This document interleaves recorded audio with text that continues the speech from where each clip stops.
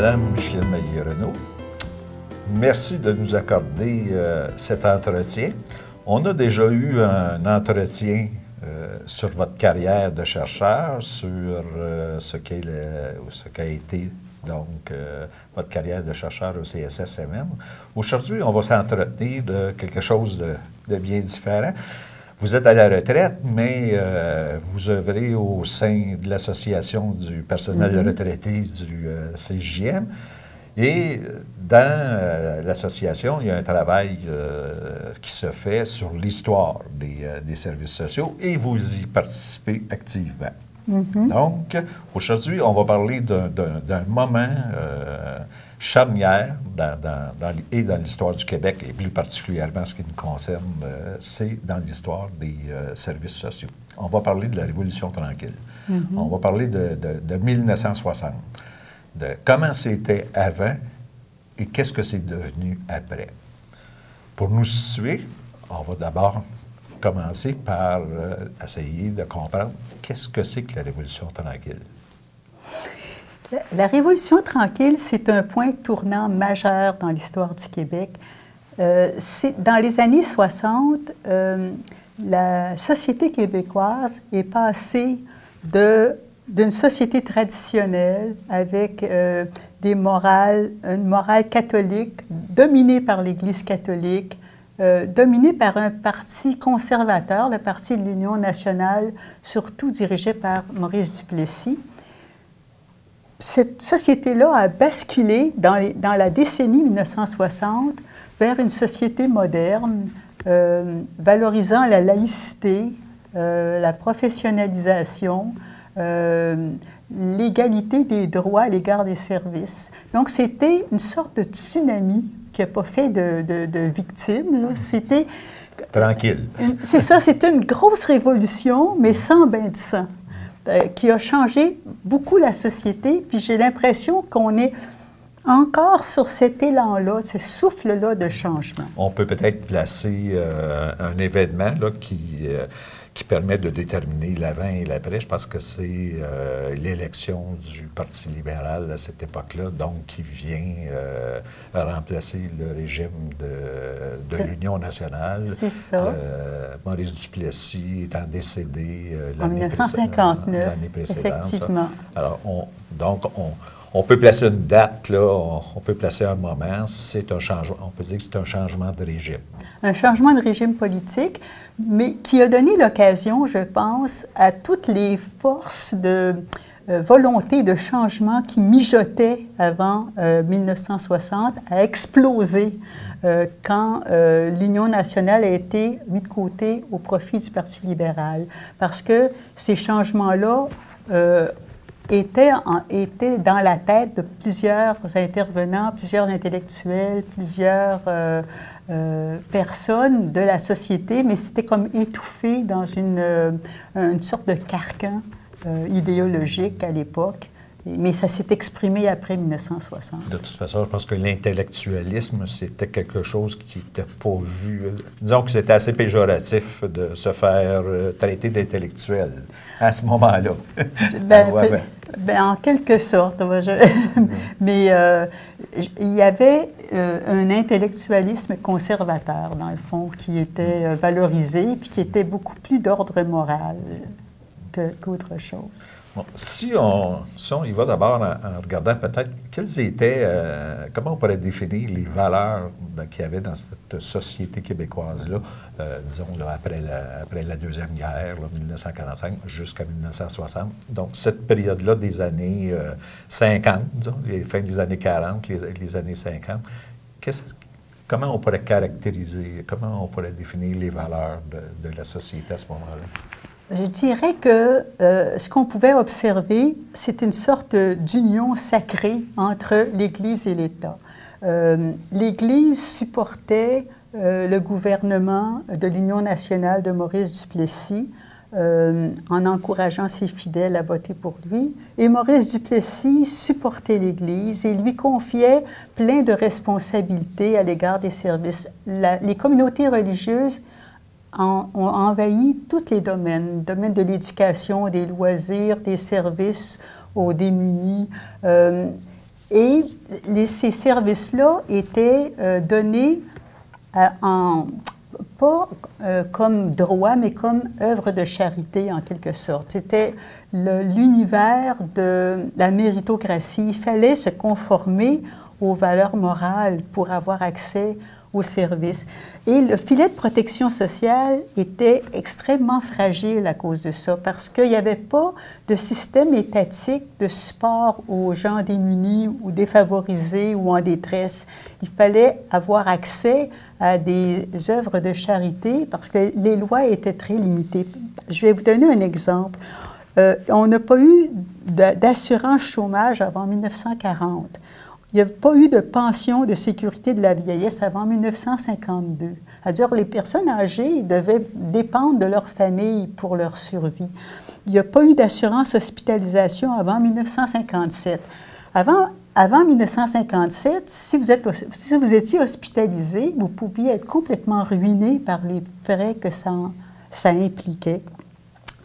La loi d'assistance aux mères nécessiteuses, là, qui a eu cours de 1937 à 1960, elle était limitée aux mères qui étaient mariées religieusement et ça apportait une aide conditionnelle très limitée. C'était très peu d'argent, mais aussi, il fallait se conformer aux règles morales. Il n'était pas question d'aller prendre une bière au coin si on voulait avoir accès à cette aide-là, de telle façon que... D'ailleurs, à ce niveau-là, c'est sûr que comme les mères célibataires...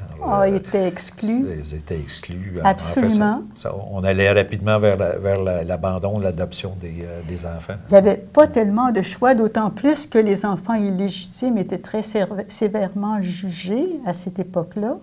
Mais l'aide était tellement faible qu'en 1956, une recherche a démontré, une commission d'enquête a démontré que les orphelinats recevaient en majorité des enfants qui n'étaient pas orphelins. C'était des enfants dont les parents étaient vivants, mais leurs parents n'étaient pas capables d'assurer leur subsistance parce qu'il n'y avait pas suffisamment d'aide, pas suffisamment d'argent pour les nourrir et les vêtir adéquatement. Alors, on peut se rendre compte jusqu'à quel point les gens étaient dans des situations de grande fragilité quand ils étaient dans une situation difficile. Ça, c'était avant 1960. Et pour ce qui est de la protection des enfants maltraités et de l'intervention auprès des enfants délinquants, ce qu'on avait, c'était la loi des écoles d'industrie de 1869 à 1950 pour les enfants qui étaient victimes de mauvais traitements, et la loi des écoles de réforme pour la même période de temps pour les enfants qui avaient commis des délits. Qu'est-ce que ça vient faire, l'industrie, les écoles d'industrie? C'est ça qui est intéressant, c'est que c'était des écoles qui recevaient des enfants ou maltraités ou délinquants pour les éduquer, leur donner une formation professionnelle et leur inculquer des valeurs morales pour en faire des adultes travaillants et vertueux.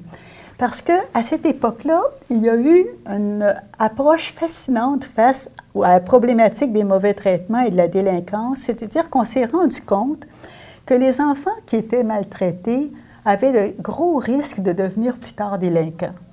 Et que, inversement, les enfants qui étaient délinquants étaient dans la plupart des cas des enfants qui avaient été antérieurement maltraités. De telle façon qu'on s'est mis à voir les enfants maltraités et les enfants délinquants à la fois comme des victimes et comme des coupables. Les enfants maltraités étant des coupables potentiels, puis les enfants délinquants étaient des anciennes victimes. Et à cause de cette approche-là, on a défini l'intervention de la même façon, c'est-à-dire qu'on leur a donné un encadrement très strict à leur comportement pour qu'ils marchent droit dans la vie et qu'ils deviennent effectivement des adultes vertueux et productifs, qui ne glissent pas vers la délinquance ou bien vers un comportement d'adulte criminel. Quel était le cadre législatif à l'époque, au niveau de la protection des enfants? C'était la loi, comme je vous disais, des écoles d'industrie et des écoles de réforme. Et en 1950, il y a eu une loi des écoles de protection de la jeunesse qui a été promulguée et on a créé la Cour de bien-être social pour s'adresser à la fois aux enfants à besoin de protection, aux enfants délinquants et aux enfants qui avaient besoin d'être adoptés. Mais cette loi des écoles de protection apportait une amélioration aux lois antérieures, en ce sens que, antérieurement, la loi ne permettait pas de contester la puissance paternelle. C'est-à-dire que le père était roi et maître dans sa famille, de telle façon que les enfants maltraités, souvent, n'étaient pas détectés avant de sortir à 6 ans pour aller à l'école. Et même quand on les identifiait comme tels, on n'allait pas à l'encontre de la volonté des pères, alors que la loi des écoles de protection de la jeunesse a donné cette possibilité-là d'aller identifier dans les familles la possibilité qu'un enfant soit maltraité.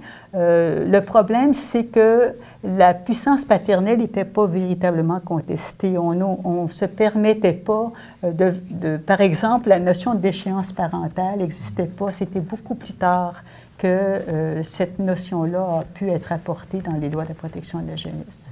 On parle plus paternel que parental à cette époque-là. D'ailleurs, je pense que même dans le Code civil de l'époque, la place de la femme ou le statut juridique de la femme était tout autre que ce qu'on peut connaître. Là. Absolument. C'est pas pour rien qu'on parle de puissance paternelle. Il y avait un pouvoir qui était supérieur à celui des mères, effectivement. Donc, on arrive en 1960. Oui. La dite Révolution tranquille.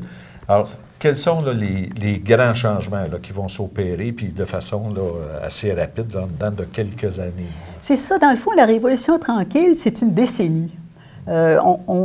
C'est une explosion qui a été tellement rapide et qui a envahi plusieurs domaines de la vie sociale et culturelle. Il y a eu des changements profonds, par exemple, dans l'éducation. C'est à ce moment-là qu'on a créé les cégeps, avec la commission parents qui a voulu démocratiser l'éducation. Avant, il y avait les collèges classiques dirigés par les religieux et auxquels tout le monde n'avait pas accès. Ça fallait quand même, ça s'adressait à une certaine élite. La commission parents a voulu démocratiser l'éducation en créant des cégeps. Et l'éducation était de toute façon pas très valorisée. C'est-à-dire c'était valorisé surtout pour une classe. Pour l'ensemble. C'est ça. C'est-à-dire tout le monde n'y avait pas accès. C'était pratiquement un luxe d'avoir accès aux écoles, aux collèges classiques. Alors que les cégeps, eux, à la suite de la commission parents, voulaient donner une chance égale à tout le monde. On sait bien que tout le monde n'a pas les capacités égales, mais la chance égale de les développer devait être donnée à tout le monde. Alors, on a créé ces institutions d'enseignement-là et les enseignants, anciennement appartenant à des communautés religieuses, ont été remplacés par des enseignants formés à l'université ou dans les collèges pour enseigner. Donc, il y a une sorte de laïcisation de l'enseignement et une professionnalisation. Il y a eu aussi des changements profonds dans l'affirmation nationale. La loi 63, qui avait été promulguée en 68, donnait le libre choix d'accès à l'école anglaise ou l'école française aux immigrants. C'était contesté par des manifestations à Saint-Léonard. Finalement, la loi 22 en 74 a fait du français la seule langue officielle du Québec. Ça date de cette époque-là quand même. Et il y a eu, probablement que tout le monde s'en rappelle, la volonté d'affirmation nationale et d'indépendance du Québec avec le FLQ en 1970 et toute la volonté de souveraineté qui s'est affirmée ultérieurement. Du côté de la santé et des services sociaux, on peut penser à la commission Castonguay-Neveu qui a eu lieu en 1967 et qui, elle, a visé l'accessibilité universelle à des services complets, continus, complémentaires. Ça, c'est extraordinaire parce que avant, c'était pas un droit, l'accès aux services, puis c'est pas tout le monde qui avait accès aux services, il fallait quand même se conformer, il fallait mériter.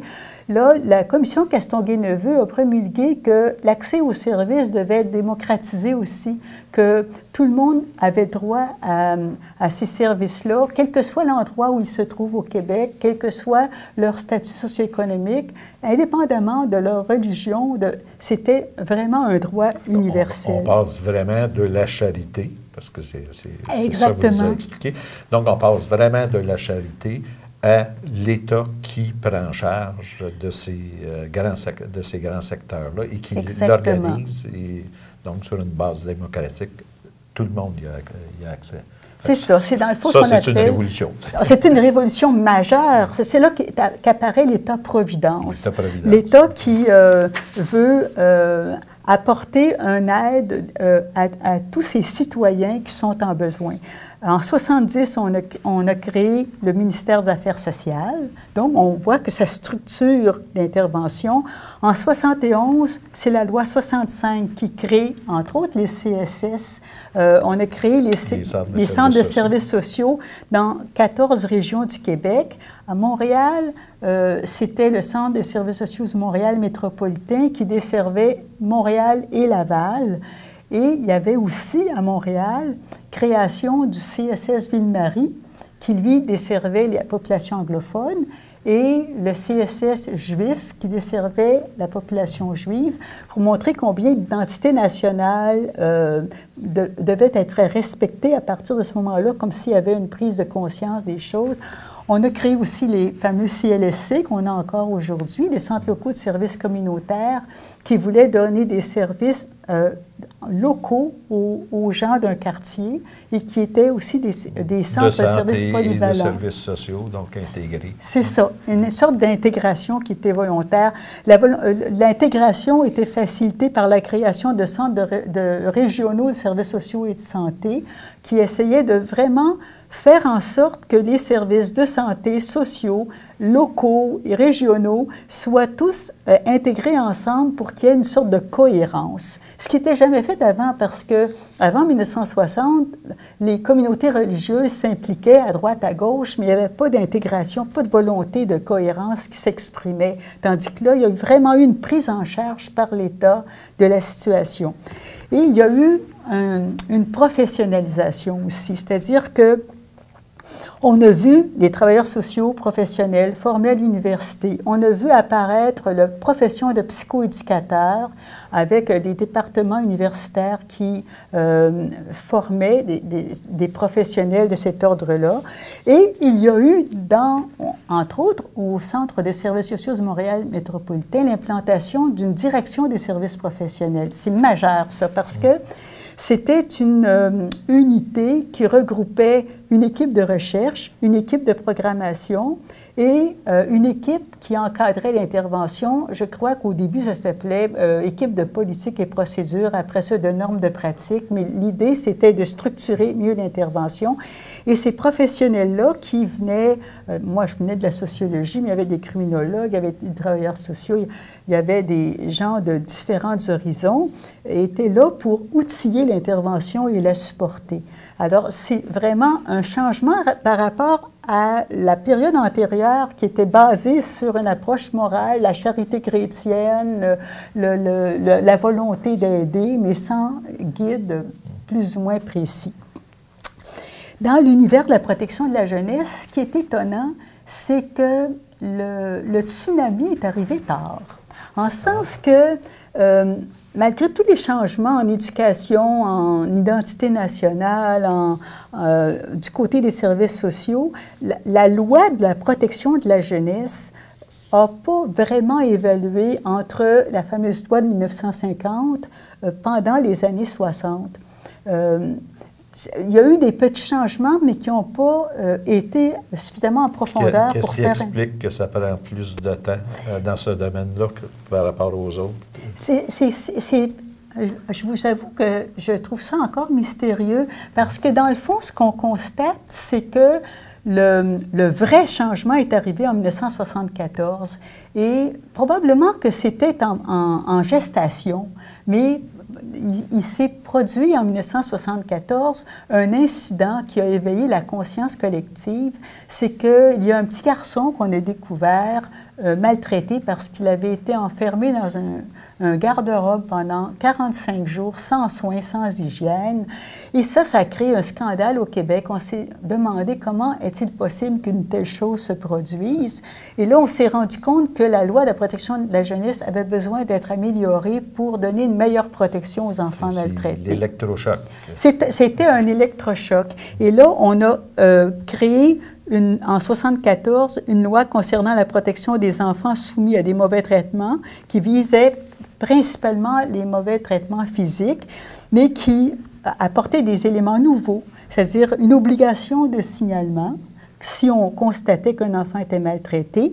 On accordait aussi la confidentialité et l'immunité aux signalants.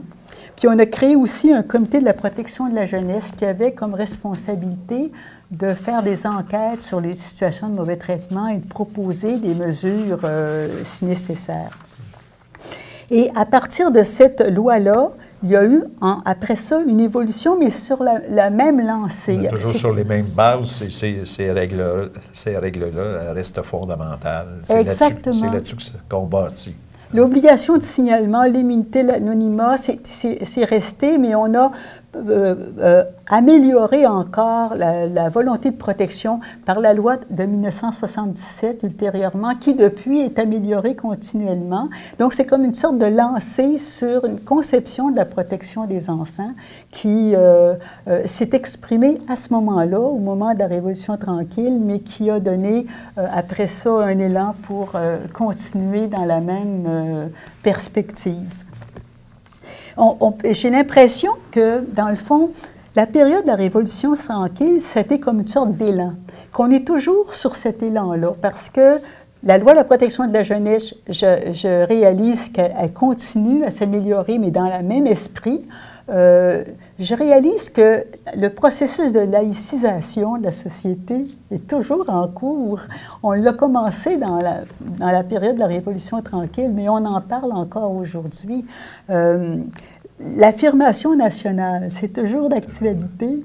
Alors, c'est pour ça que je trouve que la période de la Révolution française tranquille, c'est une période très significative pour comprendre l'évolution de nos conceptions des enfants qui ont besoin de notre aide et de la façon d'intervenir pour leur venir en aide. Merci beaucoup. C'est fort intéressant. Ça nous éclaire sur cette période charnière qui est la Révolution tranquille. Alors, merci beaucoup, Mme Maillet. Je vous en prie, ça m'a fait plaisir.